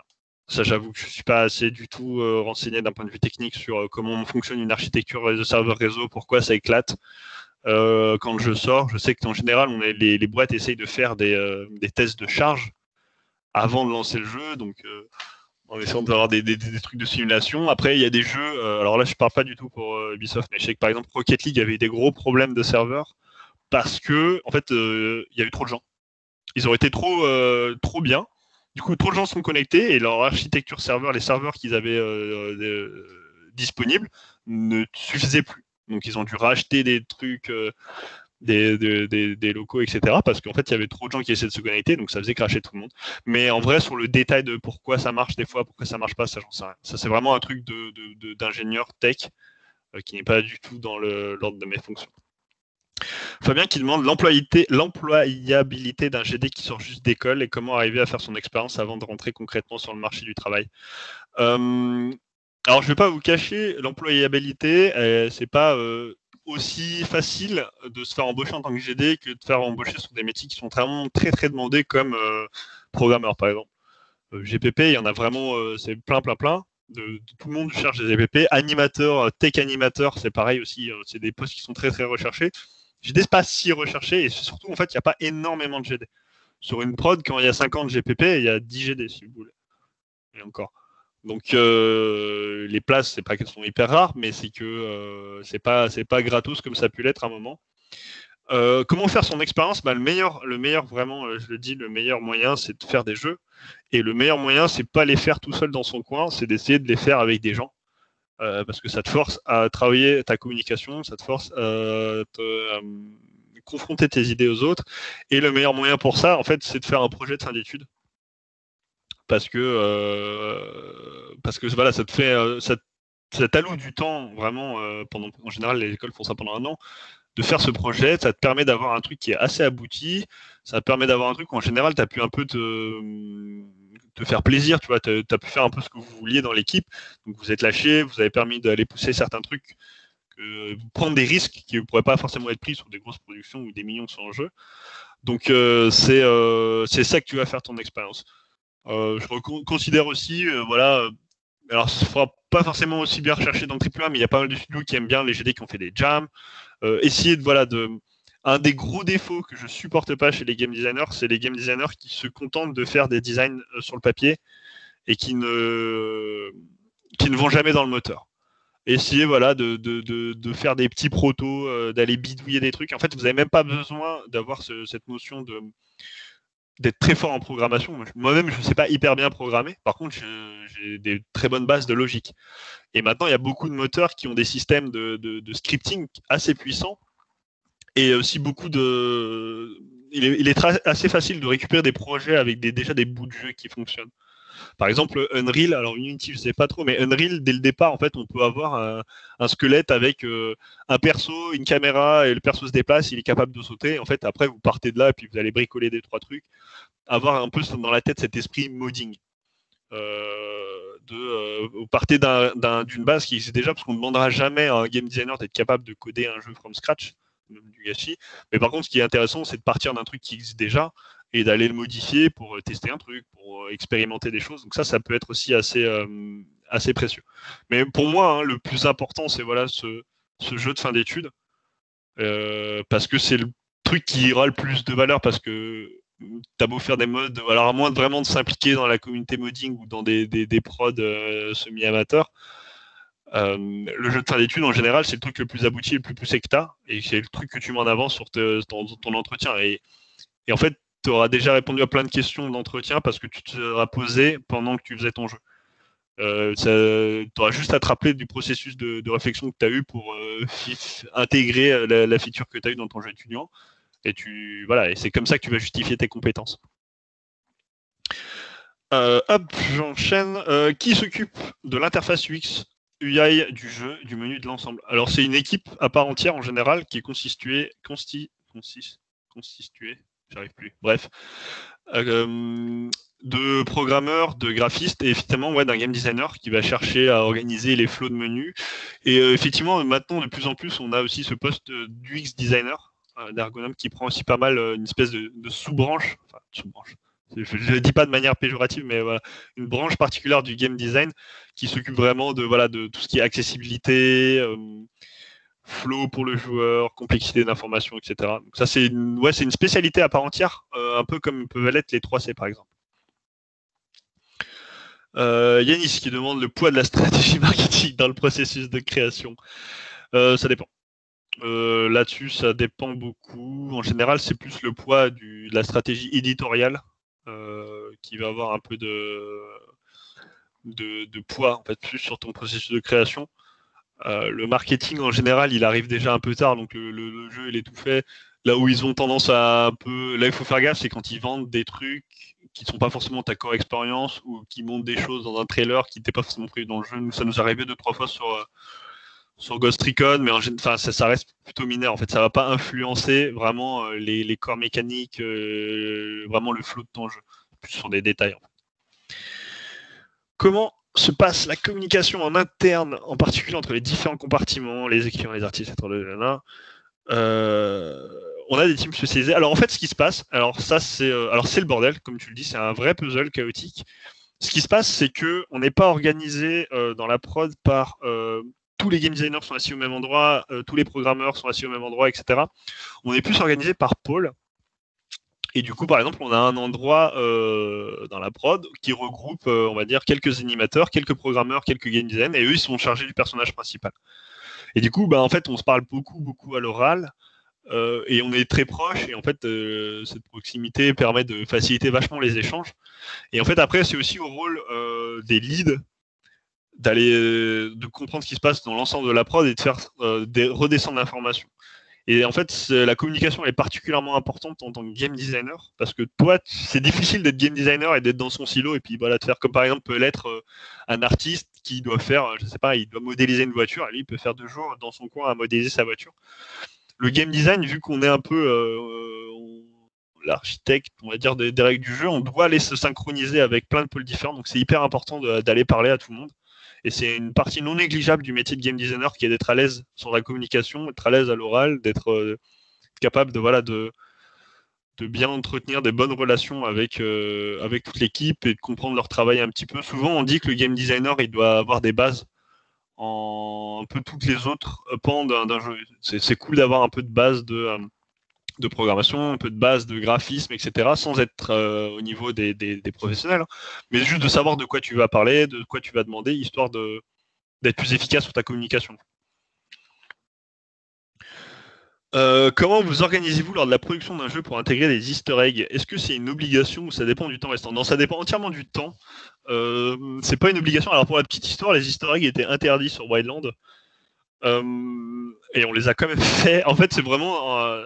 faut les voir comme des délires entre 2 ou 3 game devs qui ont ils ont un peu de temps ou genre ils sont vraiment ils sont fatigués un soir d'overtime et puis ils font genre vas-y viens on fait un truc, on met un bouton et t'appuies dessus puis ça fait un gros FX d'explosion que j'ai pas pu utiliser dans le reste du jeu et on fait allez vas-y on fait ça puis et du coup on brode un peu. Souvent c'est des initiatives un peu perso sur un moment où tu as du temps. Et typiquement, Breakpoint, par exemple, j'ai pas du tout le temps de faire des easter eggs. Là où Wildland, j'avais eu un peu de marge, on avait bien rigolé à en faire 2-3. Et puis ça va à gauche, à droite. En général, les prods, on va dire les directeurs, les producteurs, ils aiment pas trop ça.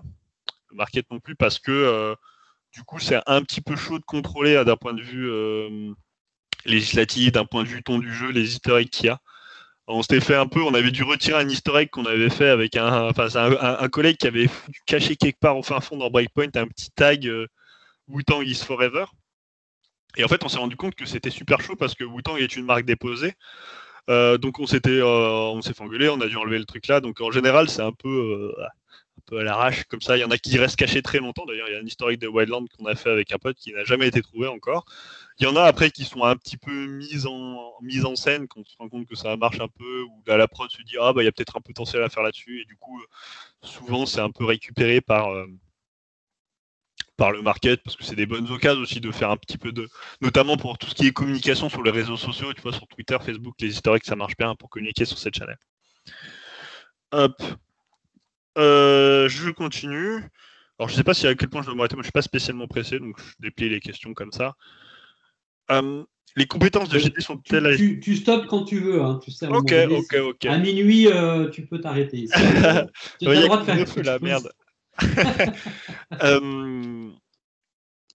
Les compétences de GD sont acquises au cours de votre formation. C'est un peu les deux. On va dire, tu as des compétences que tu peux acquérir de manière théorique en lisant des bouquins pour tout ce qui est comment dire, des grandes règles, des principes qui marchent bien et qui sont applicables assez facilement. Maintenant, il y a beaucoup de choses que tu apprends sur le tas parce que tu fais jamais vraiment la même chose en tant que GD parce que tu inventes des règles et à chaque feature, en fait, tu as des spécialités, spécificités, tu n'auras pas forcément anticipé. Et donc, il y a beaucoup de trucs empiriques. Ouais. Mais ça, voilà, un mix des deux. Vous testez sur quel type de PC? Dernière génération, des plus anciens? Non, en général, on est des grosses machines de guerre. On a vraiment des gros PC et les graphistes encore pire. Parce que dans un premier temps, tu veux faire des jeux et en fait, avant que les programmeurs et les artistes tech fassent des passes d'optimisation, si ton PC n'est pas hyper puissant, ton jeu il va laguer, ça va être injouable. Donc en général, ouais, et c'est aussi ça le problème, c'est que du coup, on teste sur des gros PC, puis à un moment, il faut faire rentrer ça dans des PS4 et des Xbox, et là, c'est plus compliqué. Question, la maîtrise de l'anglais est-elle nécessaire pour exercer ce métier? Alors, foncièrement, non, parce que tu peux faire un jeu entre français. Maintenant, si vous voulez avoir des opportunités de travail, je ne peux que recommander de parler anglais. C'est hyper important. C'est une industrie qui est très, très globalisée. Ne pas parler anglais, c'est se fermer énormément de portes. Après, il n'y a pas besoin non plus d'être Shakespeare, mais il faut être capable de faire un doc design entier en anglais. À Ubisoft, on est principalement francophone à Paris. Mais toutes nos docs sont tout le temps en anglais, tout le temps. Dès qu'il y a un mec, un gars étranger qui arrive, on passe en anglais. Si ton programmeur il est anglais, tu vas pas t'en sortir. C'est assez important. Moi, je recommande foncièrement. Il y a beaucoup de gens que je connais, enfin pas beaucoup de gens, il y a quelques personnes que je connais qui ne savent pas parler anglais bien, qui sont plutôt des anciens d'Ubi et on sent que ça leur a fermé des portes, quoi. Et c'est vraiment se tirer une balle dans le pied que se dire non, c'est pas grave, je vais taffer que en France. Donc non, ouais, parlez anglais, apprenez à parler anglais. De toute façon, vous verrez que de toute façon, le lexique du jeu vidéo, même en français, en fait, c'est déjà à moitié des mots anglais. Mais d'un point de vue game design, c'est particulièrement important parce que vous êtes quand même chargé de communiquer, de traduire des idées, des règles de jeu. Il faut que ça soit clair. Donc il faut que vous soyez à l'aise en anglais. Ça, c'est une vraie carte à avoir. Surtout, après, si vous voulez profiter des nombreuses opportunités à l'étranger, parce que il y a quelques studios en France qui sont pas mal du tout, mais voilà, la majorité, c'est des studios où ça parle anglais.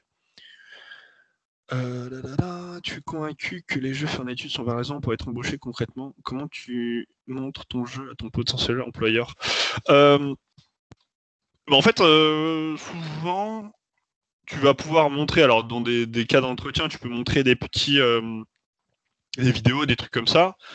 Après, dans les entretiens, il y en a pas mal où on joue au jeu, où on essaye de, on te fait venir dans une salle, la salle elle a un PC, souvent on dit vas-y, montre-nous un peu ta démo et on fait tourner la démo du jeu. Donc ça aussi c'est important, si vous faites des entretiens, prenez toujours une petite clé USB ou plusieurs même. Ou alors un lien vers un site pour aller télécharger le jeu, que vous pouvez laisser au gars derrière, comme ça, sur l'entretien, il n'a pas forcément eu le temps, lui, il peut y jouer, alors, c'est pas garanti, mais il pourrait y prendre un peu de temps. L'autre truc aussi qui est important, c'est que en général, les employeurs, ils viennent au jury de fin d'école, et du coup, là, il a l'occasion de tester direct. Donc, en général aussi le moyen de tester. Nous, par exemple, quand j'avais fait des interventions à Super Info Game et les Arts, en tant que jury, après t'es jury, tu viens tester le jeu, tu te rends compte un peu, et puis ça te permet de voir aussi s'ils ont un peu bullshité sur ce qu'ils ont fait, etc. Une question sur le crunch. Pourquoi on crunch? On crunch parce qu'on n'a plus le temps et on n'a plus d'argent. C'est jamais une bonne idée, mais là, on doit quand même le faire. Alors Ubisoft, on n'est pas trop dans le crunch. On en a fait sur Breakpoint et Wildland, mais c'était plus sur quelques mois plutôt que les gros trucs qu'on peut voir sur Kotaku de 2 ans de crunch ou à Cyberpunk, on se bute. Déjà, les heures sub sont payées, donc c'est pas forcément le cas de tous les studios. Après, c'est toujours un peu complexe parce qu'effectivement, il y a c'est là où c'est pervers, c'est que il y a des fois où effectivement le producing met un peu la pression en mode bon les gars, il faut que ça se finisse à la fin de la semaine, et puis en fait, pour que ça soit fini à la fin de la semaine, il faut faire une semaine de 60 heures. Mais il y a aussi souvent des gens qui ont du mal à s'arrêter et qui sont dans leur truc, qui veulent absolument faire un truc super bien. Et en fait, le problème d'un jeu, c'est qu'il est jamais fini. T'as jamais dit genre c'est bon, j'ai fini mon jeu, il est 100% polish, 100% débugué, ça arrive jamais. Donc il y a un moment où toi tu veux absolument fournir un bon truc, tu te retrouves piégé dans le machin, et puis il y en a un qui reste, et t'as pas envie de le faire galérer, donc tu restes aussi. Et puis donc voilà, c'est toujours un sujet un peu particulier. Il faut apprendre. C'est en tant que manager aussi, t'as un effort à faire en mode virer tes gars en fait quand c'est 8 heures et leur dire les gars, faut rentrer chez vous quoi. Donc c'est pas si simple que ça, mais de manière générale, effectivement, c'est de la merde. C'est prouvé en plus que le taf que tu fais en crunch est du taf de mauvaise qualité. Donc souvent, des fois, ça met même plus de problèmes que ça n'en résout.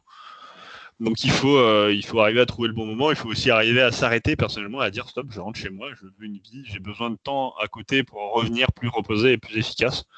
C'est aussi des chances que les gens ne se rendent pas forcément compte, surtout aussi quand on est junior, hyper motivé, on veut faire ses preuves et tout, et en fait, à un moment, on peut se cramer sans s'en rendre compte.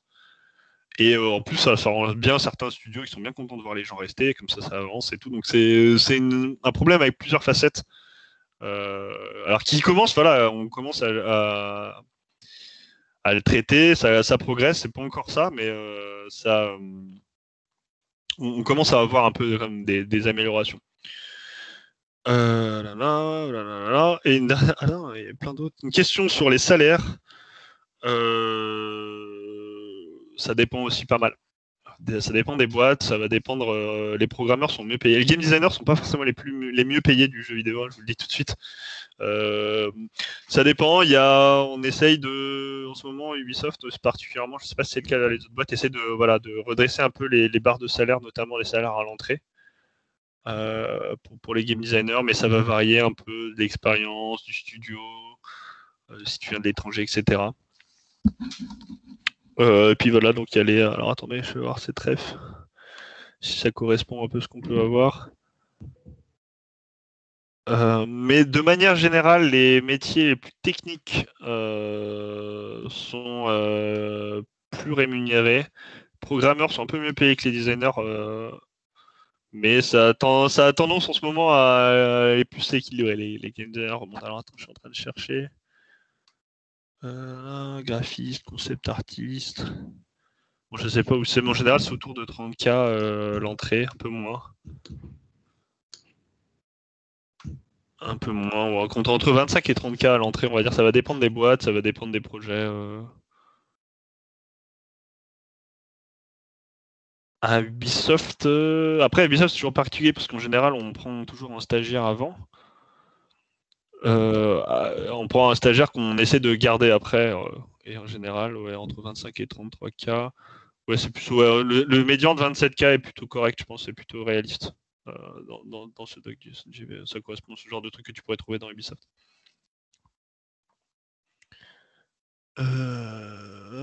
Bon, allez, une dernière question. Qu'est-ce qui se passe quand le jeu est fini et publié? Plus de boulot, vacances? Non, pas du tout. Quand le jeu est publié, en général, on continue de faire des fixes. On essaie de faire du travail sur du contenu un petit peu post-launch. C'est quand même un moment où tu souffles un peu. Et en général, tu rebosses dessus un peu de temps. Mais c'est vrai que oui, dans vacances, c'est aussi le cas parce qu'en général, on a beaucoup taffé juste avant, on a accumulé pas mal d'heures sup, donc on a pas mal de repos compensateurs, donc c'est aussi le moment où tu lâches un peu du lest. Après, c'est de moins en moins vrai parce qu'on est de plus en plus dans cette philosophie de jeu un peu live. Si on regarde les Call of Duty, si on regarde des trucs avec des season pass, même les jeux solo proposent des expansions, des patchs, des trucs correctifs. Vu que tout le monde maintenant quasiment est connecté à Internet, c'est l'occasion de faire vivre les jeux. Donc souvent les équipes en continu pour finir les derniers trucs, les trucs qu'on n'a pas forcément eu le temps de faire, etc. Donc qu'on sert pour avancer. C'est moins les vacances qu'avant. Avant c'était clairement les vacances. Ouais. Mais maintenant moins. Voilà, je crois que j'ai atteint la fin des questions. J'ai pas mal débordé. Écoute, t'as une énergie incroyable. Voilà, tu as réussi à répondre. Je crois que, je sais plus, il y avait au moins 50 questions, 60 questions. Donc, je vais conclure. En tout cas, écoute, c'est vraiment impressionnant. Ton exposé, c'était hyper limpide. Et c'était vraiment bien articulé. Je crois qu'après, il n'y a plus qu'à creuser. Donc, ceux qui vont réentendre peut-être l'enregistrement, parce qu'en fait, mine de rien, il s'est dit beaucoup de choses. Donc, chaque aspect était un petit peu à creuser derrière. Enfin, en tout cas, il y avait vraiment toute l'articulation générale de ton métier. Et en plus, vraiment, merci beaucoup, Charles, pour la rapidité auquel tu as pu répondre à toutes ces questions. Et tu as donné énormément d'anecdotes qui sont quand même super intéressantes et super éclairantes aussi sur ce métier, effectivement, qui te répondent à comment ça fonctionne au jour le jour avec tes collègues, sur la prod en général, sur comment on gère un jeu, le crunch, tout ça, c'était très intéressant. Et tu as vraiment répondu très, très, très profondément à chaque question et c'est super. Voilà. Donc, j'espère que tu es contente aussi d'avoir. Non, bah moi j'aime bien. Voilà, c'est pour ça, moi je vois pas le temps passer, je réponds aux questions. Ça me fait plaisir de partager mon truc et puis voilà de lever un peu le voile sur ce métier. C'est vrai que c'est toujours un peu étrange comme game designer, c'est flou. Les gens se font pas mal d'idées dessus. Donc voilà, puis je suis ravi si ça a pu répondre à vos questions, si ça a été intéressant pour vous. Il y avait beaucoup de monde, j'étais pas prêt à avoir ce 100 plus. Mais non, c'était cool. Hein. Bon, très bien. Écoute, je crois que c'était super bien. Effectivement, heureusement, il y avait du monde et tu t'en rends pas compte. En tout cas, on ne te demandera pas sur quel jeu tu travailles exactement en ce moment parce que tu ne nous répondras pas. Exactement. On essaye à chaque fois, mais ça devient rageant. Mais écoute, on te réinvite en tout cas prochainement avec plaisir pour parler, en tout cas avant 7 ans, pour le prochain jeu sur lequel tu es en train de travailler, mais prochaine saga. Mais entre-temps, j'espère te revoir très rapidement. En tout cas, ça fait énormément plaisir de t'avoir ce soir dans cette conférence Wild Talk chez Innov. Voilà. Alors, les gens me demandent juste pour finir si on peut me suivre quelque part. Alors, je publie pas grand-chose en mon nom. J'ai un vague compte Twitter sur lequel, en général, je retweet des trucs d'autres game développeurs qui font des trucs intéressants. Après, sinon, j'ai pas de blog, pas d'ArtStation. Non. J'ai une page LinkedIn pas à jour. Je suis bien assez pris par mes trucs à Ubi, pour être franc. Désolé. Mais on fera une conférence, vous inquiétez pas. Voilà, on fera ça. Ok, c'est bon. Merci. Alors, merci à tous. Bonne soirée. Et vous envoyez un petit cœur, un truc et tout là, parce qu'on peut lui envoyer une petite, un petit bravo là, on lui envoie tout ça, comme ça, regardez. Ça réchauffe un peu le cœur avant de partir. Voilà, merci tout le monde. Merci aux étudiants aussi de Bordeaux, Céline, tous les autres, ceux qui sont venus et tout le campus de Paris d'avoir participé, en tout cas d'avoir posé aussi des bonnes questions. Merci beaucoup d'avoir participé à tous et on est super contents. Voilà. Et écoute, voilà, Cognac Jet, au revoir, je rends le direct. À bientôt. Bonne soirée à tous. Ouais, bonne soirée à tous. Au revoir.